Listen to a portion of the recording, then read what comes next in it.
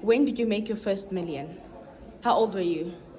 A salary incentive plus shares that I got. Hi guys, I am waiting for the CEO of Standard, Derek Msibi, and we will interview him today. I am here with Derek Msibi, CEO of the second largest asset management firm in South Africa.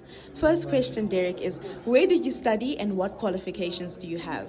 Well, I was very fortunate. I studied business science, finance at the University of Cape Town, and then I went and I qualified as a chartered accountant, did my articles, and then straight after articles, I joined Old Mutual as an investment analyst. Wow, that's amazing. And what do you wish you had known or understood earlier in your career? I wish I had understood how to ask very good questions.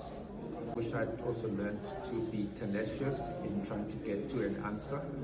And then thirdly, I wish I'd been a lot more curious than I was. And why do you think all of those three are important? Or how would they have positioned you differently? I think one, I would have had a wider base of knowledge, and I think secondly, there's a great deal of learnings that comes from struggling with things. A butterfly never learns to fly unless it actually fights to get out of the cocoon. Wow. And therefore, I think the struggles of having to sit down and think of an answer, research it, test your thinking, get other people to critique what you're doing, that is part of the growth process that as individuals we should learn and we should also appreciate. That's amazing. And value. Thank you so much. And then second last question is, when did you make your first million?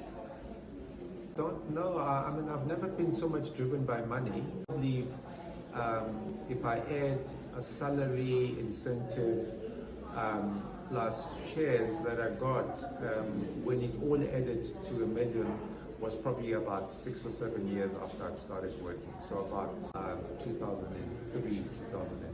And around how old were you there, the age range? So I was born in 69, so I was in my mid-30s. Wow, that's amazing. And then the last question is, do you believe in God? If you do, what is your faith? And do you believe that it has shaped who you are as a person and your success today? Yeah, look, I mean, I was raised by my mother, who was a deep and a fervent believer, and I followed in his footsteps. And so I do believe that there is a God, and I believe that He holds us responsible for our actions, and that He has given us a way of how we should live our lives.